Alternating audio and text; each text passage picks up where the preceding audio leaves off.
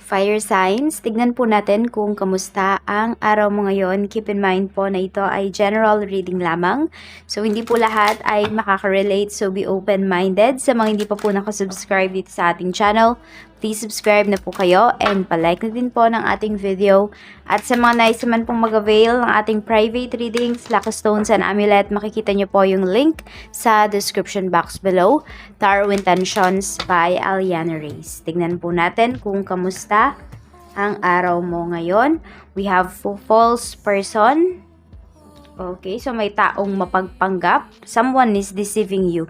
Madalas tong lumalabas ngayon, fire sign. So watch out sa mga tao na, ayan po, nararamdaman mo na hindi totoo sa'yo. So maaaring hindi talaga totoo yung tao na yan sa'yo. Meron ka mga signs and symbols na marireceive coming from them. Yan. Pwedeng ito kasi talaga, yung iba po sa inyo, niloloko kayo in terms of finances. Kasi we have number 8, ayan. Parang kasudlong to ng reading mo kahapon. We have house. Ayan po, we have number 20. So, kung meron kayong transactions dito, may dealings kayo in terms of your finances or yung mga kasamahan po ninyo sa bahay, pwedeng sila yung mga nagde-deceive sa'yo dito. Meron silang sinasabi na meron silang pinagtatakpan, yun yung nakikita ko dito. Ayan, so pwedeng yung mga gastusin sa bahay, hindi po sila nagiging honest. Meron dito, hindi nagiging honest sa'yo. So, kung kaya mo naman fire signs, mas mabuti pa ikaw na lang yung kumilos. Kung may babayaran, kung meron kang mga babayaran, mga bills, parang ikaw na lang mismo yung magbayad, ganyan. Ikaw na lang yung pumunta mismo doon. Tapos, ayan din po, kung meron naman kayong bibilhin na property, tignan nyo po lahat ng anggulo. Check nyo lahat ng legal documents para wala po kayong problema. Meron tayo ditong journey. Okay, so naintindihan ko yung iba sa inyo, kaya meron kayong inuutusan na lang dito, pinagkakatiwalaan kasi yun. Pwedeng iba kasi sa inyo is OFW, yung iba sa inyo, ayan, parang lagi kayong wala sa bahay. What I mean is, pwede po na stay in kayo dyan sa lugar kung saan kayo nagtatrabaho or malapit sa pinagtatrabahuhan po ninyo. So, may mga bagay na hindi na kayo maasikaso. Pero kailangan kasi you track down po talaga kung ano yung mga gastusin po ninyo, saan ba napupunta, at hingi po kayo ng resibo if ever man na meron kayong uutusan. Hindi pwedeng walang resibo. Kailangan meron. Tignan natin. Meron tayong toil and labor. So, bago pa lumabas yung mga cards natin, pinapakita na sa akin kung ano ba yung nangyayari dito. So, ayan, sobrang busy nga talaga nung karamihan sa inyo pagdating sa trabaho. And yung iba po sa inyo, hindi nyo kasama sa bahay yung mga nanloloko sa inyo. Kung hindi, nasa trabaho nyo po. Ayan. So, pwedeng itong mga katrabaho na to, kasama mo sa bahay. Sa boarding house. Okay, so hindi siya family member. Meron din naman dito, ayan, pwedeng sa mismong trabaho po ninyo, hindi binibigay yung pasahod.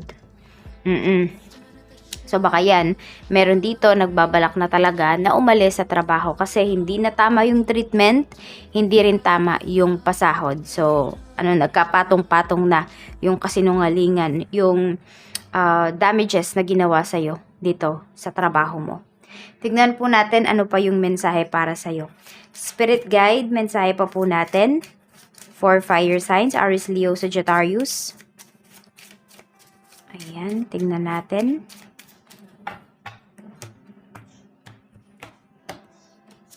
We have the Knight. Kaya lang kasi ayan, meron tayong energy, arrival, action, pero nakabaliktad kasi siya. Okay, so kung sino man nga po itong taong nakakausap mo, sinong ka-deal mo, or yung mga involved sa'yo ngayong araw, meron dyan nagsisinungaling talaga sa'yo. Okay? Meron dyan ay naglilihim sa'yo. Tignan natin what is the house. We have, nakabaliktad ba siya lahat? Ayan nga, we have the Tower. So, meron tayong authority, boundaries, solitude. Yan. So, meron dito, ngayong araw, pwedeng day off po ninyo. So, gusto ay mapag-isa muna, makapagmuni-muni. So, tingnan natin. Ito sa bahay, parang may nasusunod. So, it's either ikaw yan, or may someone sa bahay po na parang napaka-bossy ngayong araw na to. Meron tayo ditong the mountain. So, obstacles, delay, challenges. So, yun, kung meron nga kayo ditong, ayan, kung meron kayong pinaayos, medyo nagkakaroon po ng problema, even pwedeng pagdating sa bahay, so sabi ko nga po, check nyo lahat ng mga papeles, ng mga legal documents, check nyo lahat ng anggulo. We have toil and labor, the herald, change, transition, movement. So, may movement naman na paparating, may pagbabago naman, kaya lang mayroon ding delays para sa'yo. Fire signs ngayong araw na ito. So, may mga sabi natin, nais kang mangyari ngayong araw na hindi talaga siya mangyayari. So, divine intervention naman po yun sa inyo ni universe. Minsan, wag nyong mamasamain yung mga delays ninyo sa life. Kasi yan ay protection sa inyo ni universe. Minsan, hindi natin talaga yan na-appreciate. Akala natin, minamalas lang tayo. Alisin po natin yun sa isipan natin. Sa halip na yun yung maisip nyo, ang isipin nyo is, okay, universe is protecting me. Kaya hindi natuloy yung isang bagay na to. Kaya hindi nag-pursue yung bagay na to. Yun po yung isipin ninyo. Mas magaan sa pakiramdam, and also, mas makaka-attract kayo ng positivity in life. Tignan pa po natin ano pa yung mensahe for you. Pagdating naman sa trabaho, tignan natin. Spirit guide, pagdating po sa trabaho, kamusta? Kamusta spirit guide, pagdating sa trabaho?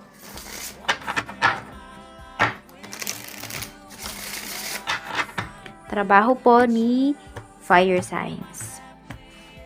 Mayroon tayo ditong 5 of swords. Ayun nga, oh.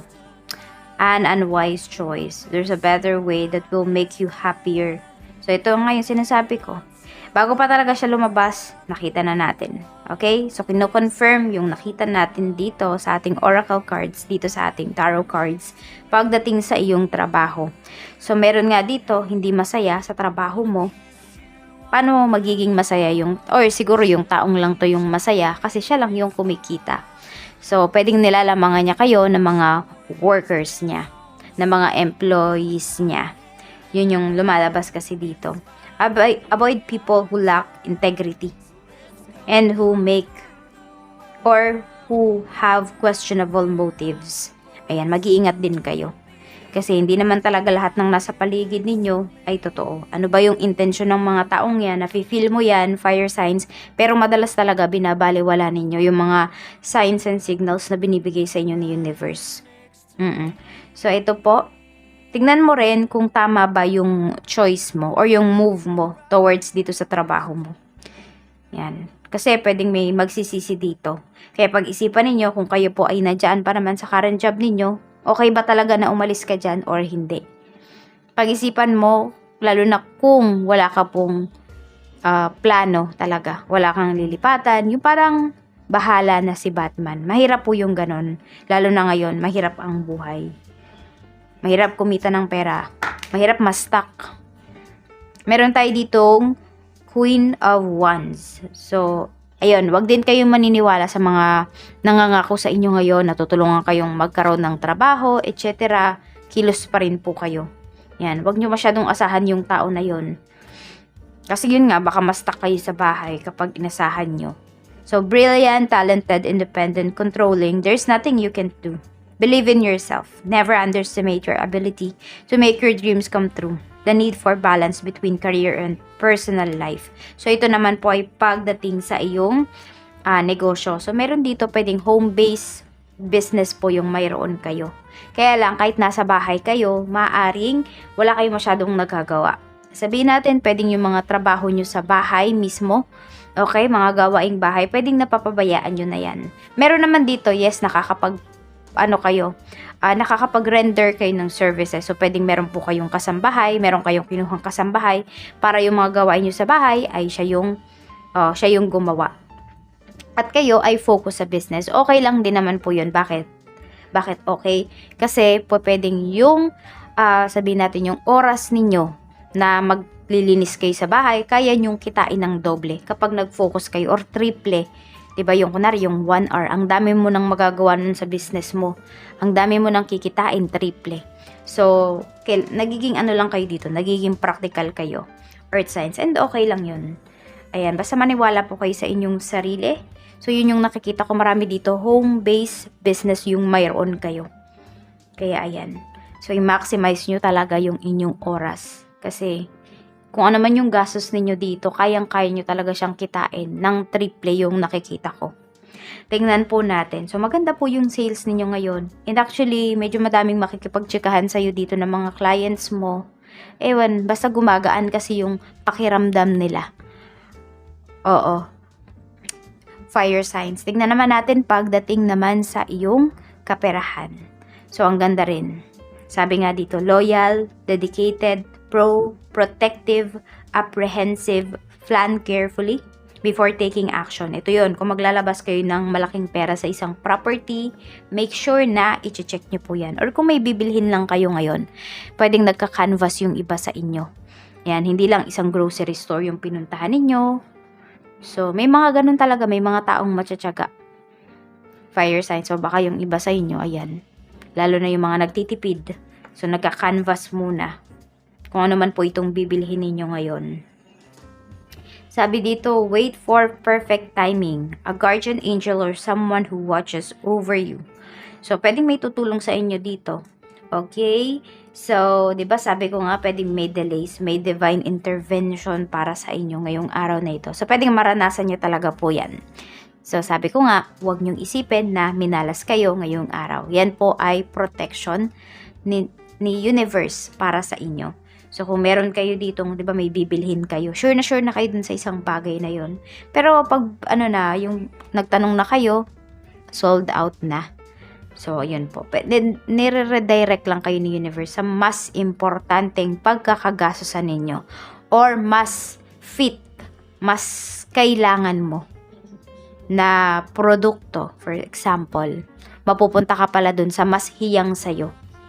Tingnan po natin. At ito, sinasabihan din kayo ni universe na kung kaya nyo talagang mag-ipon po kayo. Ayan. Tingnan natin kung ano pa ang mensahe pagdating sa love life. Meron tayo ditong King of Wands, motivational, inspiring, theatrical, ambitious, take a leadership role, step into the spotlight, public speaking. So, pwedeng may nagsisermon ngayon. Hindi ko alam kung sinisermonan ka ng person mo or ikaw yung nagsisermon sa kanya ngayon. So, more on yung sermon na to, hindi to yung pang mamaliit. Maaring merong pinapoint out yung person mo sa'yo ngayon, naglalabas siya ng saloobin niya. Gusto niya makipag-communicate sa'yo o nakikipag-communicate siya at yung pakikipag-communicate niya sa'yo na to is more on mga gusto niyang mangyari sa relationship, yung mga plans ninyo together.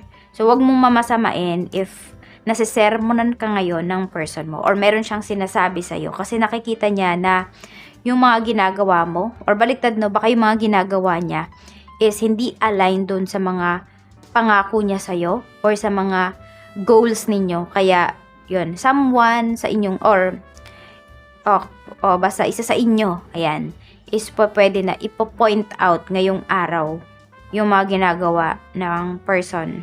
Okay?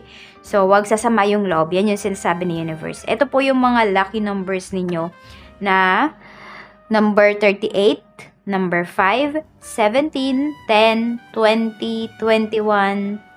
We have number 19, 8. At we have number 1. Ayan po. Maraming salamat, fire signs. Mag-iingat po kayo always. And more blessings to come. This is for you. I'm sending you healing, physical, emotional, spiritual, and financial. Bye-bye!